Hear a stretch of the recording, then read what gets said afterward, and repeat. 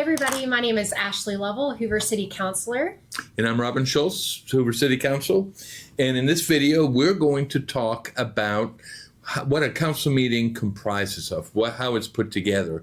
Then you can reference back to it in the future to see how the council meetings are put together. So Ashley, why don't you start as to what we're going to do, what we do in the council meetings? Yes, so our council meetings, we really have two meetings that we talk about when we say council meetings. We have our work sessions, which are more of the button down, talking, going over the different issues, having conversation publicly about that for everyone to hear. And then we have our pomp and circumstance show, if you will, which are our official city council meetings. And that is where we go over official business and we follow some very, interesting rules if you're not used to those types of rules. Do you want to talk a little bit about that? So what we do is we follow a certain parliamentary procedure. It's very similar to Robert's Rules of Order, but it is not Robert's Rules of Order. That was decided at the beginning of the term. Each council, when they begin, they vote on council president. They vote on pro tem. They vote on the rules that they're going to follow. And the council president leads the meetings. The pro tem leads the meetings when the council president is not there. We also make each item, we're using parliamentary rules, is when an item is read, there's a motion to approve. And then before it can be voted on, it has to be seconded. Once it is voted and seconded, the council president asks for any comments from the council first and then from the public next.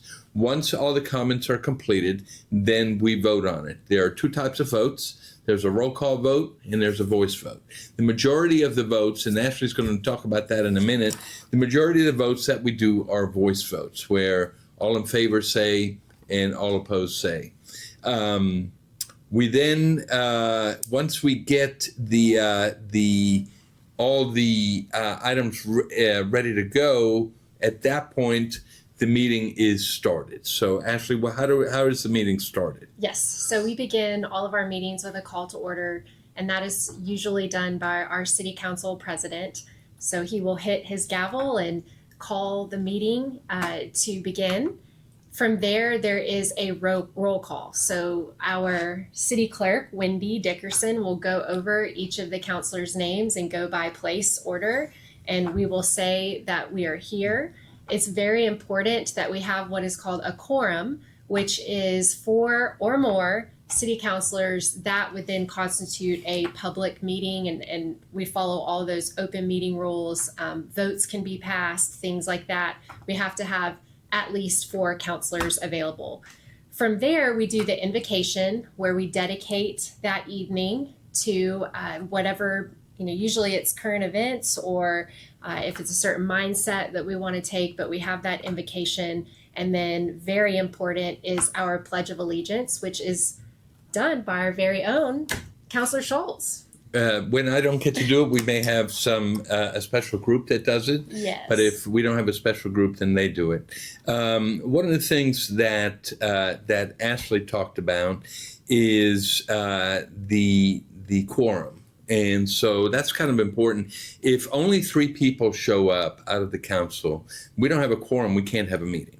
So the council president has to, at that point, say, we have a quorum, we can proceed. If there's no quorum, the council president who leads the meeting has the option to wait for a council member to arrive or cancel the meeting, and that's that. In the past few years, there's only been one meeting where there was not a quorum. There was only 3 council members present, and so the meeting had to be canceled. That was about 2 years ago.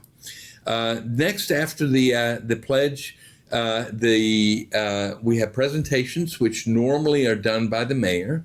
He will come up to the podium and he will do either a presentation or a proclamation, or it may be somebody such as the CFO come up and do a presentation on the finances. And then that is followed by public comments. In order to sign up for public comments, if you will go to hooveralabama.gov, click on the government page, and then click on the council page, you will see where you can sign up for making public comments. The council president will we'll have a list of the people that want to make a public comment, and then they will have 4 minutes to say what's on their mind, and you will not be cut off after 4 minutes, but they try to keep it at 4 minutes. And then after that, Ashley, we have the consent agenda. Yes. Tell us about that. So calling back to the two types of meetings, the work session versus the official city council meeting, we have what is called our consent agenda. And what we do is we go over different items in the work session. And if we find that we're in agreement with the fact that this item is something that we kind of all agree on, it doesn't need to have further discussion, then those items will find themselves on what we call the consent agenda. And it's really a nice time saver, if you will, because we spend all this time on Thursday talking about the topic. And then once we've decided, okay, yes, that will stay on the consent agenda, when it comes time for our Monday meetings, our city council meetings, then we would potentially approve the consent agenda, which would include all of those items that we had discussed at the work session. However, there is the opportunity, if there needs to be further discussion, both either in the work session or even at the Monday meetings, where we can pull an item from the consent agenda, which then allows for there to be more discussion if there's further questions, or we want to hear somebody from the city come up and share more information about that. Yeah, there's no discussion on the consent agenda, and that is why the work sessions, I think, are so important, because that's when we get to talk about each item. Department heads come up and discuss each item, and the only difference between a work session and a regular council meeting, at a work session, it's only department heads or council members that can talk about an item. The public cannot. So if you're a member of the public, you see an item on the consent agenda, and you say, you know what? I want to talk about that.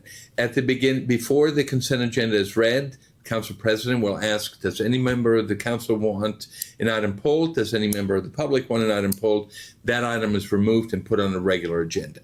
Then how do we vote on the consent agenda? So then after the consent agenda is discussed, we will have a vote, and it is called a voice vote, which all of the members of the council would then vote aye, or, basically to get that consent agenda passed and moved forward.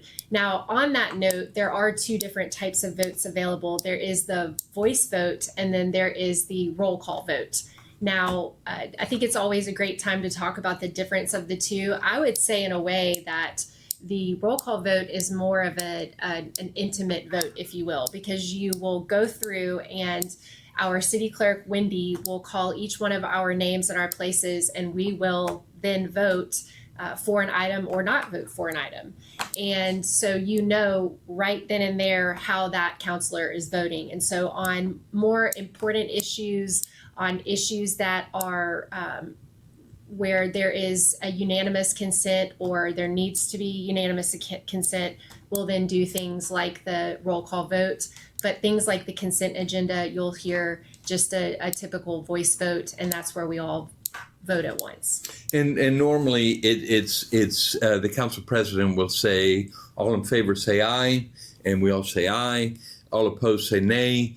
If there is more nays where it's difficult for him to kind of get how many ayes and how many nays there were, he'll say to the clerk, please call a roll, so that there's no confusion. And it is understood that when there is a voice vote, all members are voting. They're not voting. And any council member can ask for a roll call vote on any item, not counting the consent agenda, because there it's understood that we all agree on the items. But on the regular agenda, which we'll talk about in a minute, we can, instead of having a voice vote, any council member can ask for a roll call vote. And so that takes us to the regular agenda. These are items that there will be further discussion on it, either by the council, by the public, or by both. It is an item where a member of the public wants to discuss it. It is an item that warrants further discussion. it is an item that may be continued. One of the council members can ask for it to be continued, which means it has to be voted on. But if it's continued, it's removed off the agenda for a further date. And then we go to first readings and second readings. Yes, and I remember when I was first started coming to the meetings, I was a little bit confused on first readings and second readings, but these specifically apply to zoning issues as well as ordinances. So for the first reading, it's basically, we'll tell you that there's something on the agenda. We are doing a first reading, explaining what the situation is. Then the public has an opportunity to comment on the second reading. So that first reading is kind of a get the word out. This is something that's happening. Give you guys notice. And then once that second reading takes place, then the public is able to come up and speak on any of those issues. And those are similar to public hearings. Public hearings, we will announce a public hearing, but we will not have a public hearing on a particular item. So if you see an item on the agenda, public hearing, that is a notice that at the next council meeting, we will have a public hearing. What's a public hearing? It's very similar to a regular agenda item, with the exception of the council president has to open the public hearing, hear comments, then close the public hearing, and then vote on it. Once the public hearing is closed, there's no more discussion on it. And then come council comments. What are the council comments? Council comments are highly important. It's a way for the city councilors to express maybe how they feel about a topic, or to place emphasis, or maybe add something, or maybe even to put something on the record that they want to make sure that is included in the notes, the meeting minutes. So very important if you are listening in, especially to any of those council comments, because it oftentimes can give you a window into maybe the decision making that counselor has participated in, or if it's an issue that you want to know more about. If they're speaking on it publicly, then you'll be able to get more information on that. So pay attention to those public comments section by the counselors. And so that takes us to the adjournment. Once the meeting is adjourned, the council president gavels it to a close, and that's essentially the end of the meeting. So let's talk about a couple things that Ashley just brought up, which I think are important. Mm-hmm. You will have the opportunity to go to the hooveralabama.gov website. You can go to the government section. You can download the agenda, or you can download the agenda and the information packet. That particular item is about 600 pages. You can download it as a PDF, and in the information packet, along with each agenda item, it also has all the information that goes along with that agenda item. In there, in the beginning of it, you will see bills that were paid, and we vote on the bills, and that's normally in a consent agenda, unless a member of the public asks to have it removed. The payment of the bills is in there. That's in today's packet, for example, it's 37 pages long. It tells you who was paid on each item. Then come the minutes. The minutes are important. The minutes are a record of the council meeting in a written form.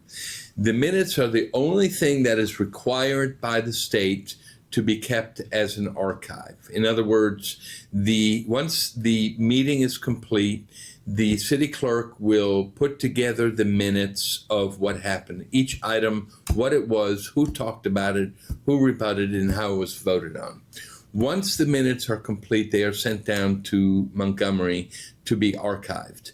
The minutes can be comprised of very minimal information and a lot of information. In the past, it was a very, very concise. Then it was removed to a very, very minimal information. And today it's kind of a hybrid of the two. You have a good idea of what the minutes say. You have a good idea of what the discussion was. You have a good idea of who members of the public were that talked about it. In addition to that, one thing that we are not required to do, but that we do by ordinance, is we record all the meetings, and they are streamed on our YouTube channel, on the city's YouTube channel, and archived on the YouTube channel. That is not a requirement, but in August of 2024, an ordinance was passed that mandated that all the meetings be recorded and that be archived in perpetuity. In addition to that, you also have the Hoover channel, which also keeps a copy of each meeting, and in addition to items of the meeting, like the links to the agenda, links to the After the Gavel podcast, links to any media stories. So it's a little more concise than the city's page in keeping everything archived, but it is totally separate from the city. And then, of course, we have this podcast, the After the Gavel podcast. And what we do here is basically discuss not only the what, but also the why we voted on something, you know? And so a lot of times you'll sit there and go, well, why did they do that? And we'll discuss that. So that will bring this particular podcast to an end. This will be a reference podcast. We're not going to talk about any items on the agenda. This will be a reference. We will link to this particular one in every future podcast so that you can see how the meetings are put together. As always, if you have questions, you can email us. My email address is robin.schultz@hooveralabama.gov. Ashley.Lovell@hooveralabama.gov. And we are responsive. We believe in being very transparent in what we do. We believe in being responsive. It's our job to work for you, and we take that job very seriously. Very seriously.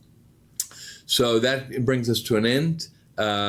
Once again, make sure that you subscribe and like the page, both the YouTube page and the Facebook page.